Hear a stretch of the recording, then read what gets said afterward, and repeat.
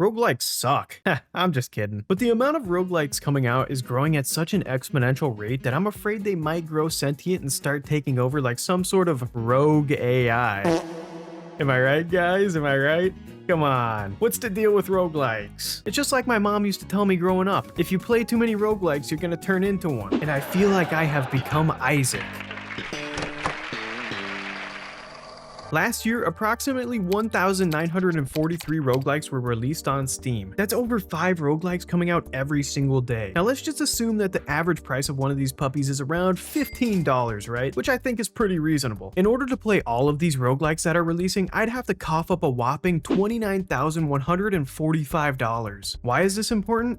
I don't fucking know, but that's a lot, okay? I can't buy that many games. After learning these stats, my tiny puny little brain was very intrigued and curious because even though I failed statistics class, it doesn't take an Einstein to realize that there has to be a reason that these games are flooding onto Steam the same way I flooded my pants after learning I failed statistics class. By the way, I understand the difference between roguelikes and roguelites, but I'm just gonna call them all roguelikes in this video. I think I just have to mention that, otherwise the comments are gonna be really annoying. A very basic roguelike stripped down to its main elements goes a little like this. You spawn in, you adventure through randomly generated gameplay, finding randomized loot, and you fight enemies and bosses, and then you die. Rinse and repeat, right? Keep in mind, I'm not a game developer because they won't let me make games anymore after the incident. But we don't talk about that. From what I've researched and from what other game devs have said themselves, roguelikes are a deceptively easy concept in terms of mechanics and gameplay. On top of that, it doesn't take some crazy budget with a giant team to make one of these things, at least most of the time. I think it makes sense that making a bare bones roguelike is a very straightforward formula, but it depends on the unique art direction and the progression that can raise the ceiling infinitely when it comes to how amazing a roguelike could potentially get. Let's go ahead and take a look at the game Tiny Rogues, for example. This game is insanely in-depth with 34 playable characters and an insane amount of enemies, bosses, items, and rooms to defeat. But if you strip it down to its basic gameplay mechanics, your character controls and feels very similar to other roguelikes such as Isaac, Enter the Gungeon, Nuclear Throne, or even Brotato. But this isn't to say that top-down roguelikes are all the same, not at all actually. Most roguelikes usually go with a gameplay style similar to Isaac with top-down shooter mechanics or 2D scrolling platforming mechanics like Spelunky, or even synergy-focused deck builders like Balatro or Slay the Spire. What I'm saying is there's really no reason to reinvent the wheel when it comes to this genre, it just kinda works. Now, just because it might be easy to make the bones of a roguelike doesn't mean it's going to necessarily be good, and even though these games get pumped out just about every day doesn't mean that they're going to be relatively successful really at all. The thing that really sets apart the good roguelikes from the mid ones is what you do after the framework and the gameplay is set. It could be incredible art style like Hades, which absolutely blows me away, or even Voidigo, which is just such a beautiful slept-on masterpiece of a roguelike. It could even be the ultra satisfying platforming of a game like Spelunky. What I'm trying to get at is that there are infinite roguelikes because the groundwork is already laid out. It's what the game does beyond that that makes all the difference. If you've ever played a roguelike, which how the hell could you have not at this point, especially if you're watching this video, what are you doing? You know just how addictive these games can be. I mean, you can get on a game like The Binding of Isaac at around 7 p.m. just for one run and look over at the clock after what felt like an hour and realize it's 1 a.m. But seriously, the replayability of roguelikes has to be studied. So let's do exactly that. I've concluded that there are 3 main reasons why these beautiful games are so replayable.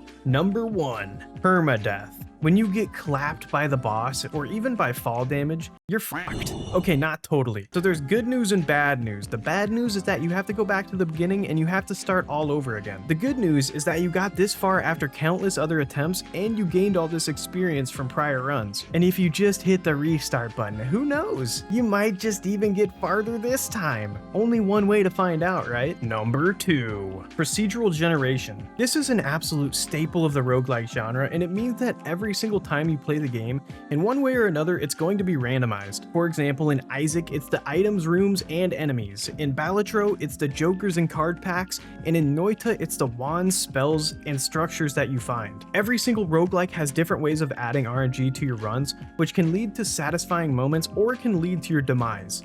What? No, dude! Either way, it ends up being a fresh experience every time you play, deeming it extremely replayable. Number 3, meta progression. Oh, but meta progression makes it a roguelite, not a roguelike. Fine, you're right. I just can't bring myself to care. Anyway, this is one of the most viscerally addicting reasons that I keep coming back to roguelikes and getting new ones. When you die in many roguelike games, there are actually ways that you can get progress towards future runs. You know, it can be super obvious stuff like the skill trees in Rogue Tower, or it can even be crafting at some sort of home base similar to Sulfur, or it can be more subtle like unlocking spells in Noita or even doing item unlocks in Isaac. And usually it's just stuff that you can unlock that shows up in future runs. But did somebody say Isaac? Speaking of meta progression, the Binding of Isaac does it the absolute best in my opinion, and it is so mouth-wateringly good that I couldn't put it down until I unlocked Dead God, which means you get 100% of the achievements in the game. The reason it's so good is because it's tied to achievements, and every single one of the 641 unlocks in Isaac comes with its very own Steam achievement attached to it. On top of all that, it's probably one of the biggest flexes in gaming to have a Dead God achievement on your Steam account. But I brought up Isaac because I seriously think it's had the most long-term effects on the roguelike genre, and it all might have started because of one singular bald man. Northern Lion uploaded his first Isaac video back in September of 2011. Long-awaited Let's Play. This is a Let's Play of The Binding of Isaac. Yeah, this was back when everyone called commentary videos Let's Plays, so that's pretty funny. But this series became so incredibly popular that The Binding of Isaac ended up inspiring so many roguelikes that came after it in one way or another. And of course, Northern Lion ended up inspiring me myself to upload 177 Isaac videos that weren't nearly as entertaining or popular as his, but whatever, I guess. But it is undeniable that Isaac ended up defining the roguelike genre with an unbelievable amount of content and synergies that could make every future run feel a little bit different from the last. You know what other game has crazy unique synergies? Balatro. I've noticed a trend in the past 2 years since Balatro has come out, which has to do with Balatro Jokers. I obviously understand that Balatro isn't the first game to do this, but ever since its release, I've noticed a lot of roguelikes using trinket slots that have different effects on your runs similar to Jokers, and I just think it's really cool because they use the trinkets as an added factor to turn basically anything you can think of into another roguelike. For example, there's a cool roguelike and the gameplay is literally using a coin pusher machine where you use trinkets to give your run cool effects exactly the same as Jokers and Balatro. By the way, that game is called Rat Coin, just thought I'd mention that, and I have a video on it, so I guess watch it. Anyway, a plethora of other games do this now, like Nubby's Number Factory and Ballionaire, which are both Plinko style roguelikes, and whoever had the idea to turn Plinko into a roguelike is a literal genius. Like, dude, I'm so addicted to these, it's crazy. But basically what I'm saying is that Balatro uses Jokers to affect poker hands that you use, and games like Nubby's Number Factory use trinkets to affect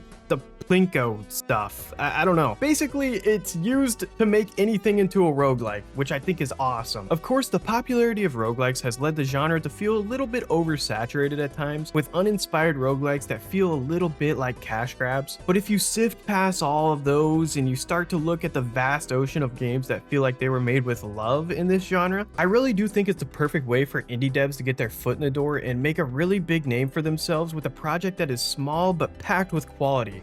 And I think that's just massive. And you know what else is massive? My Steam library, which is packed with roguelike games, and also my favorite comment from last video.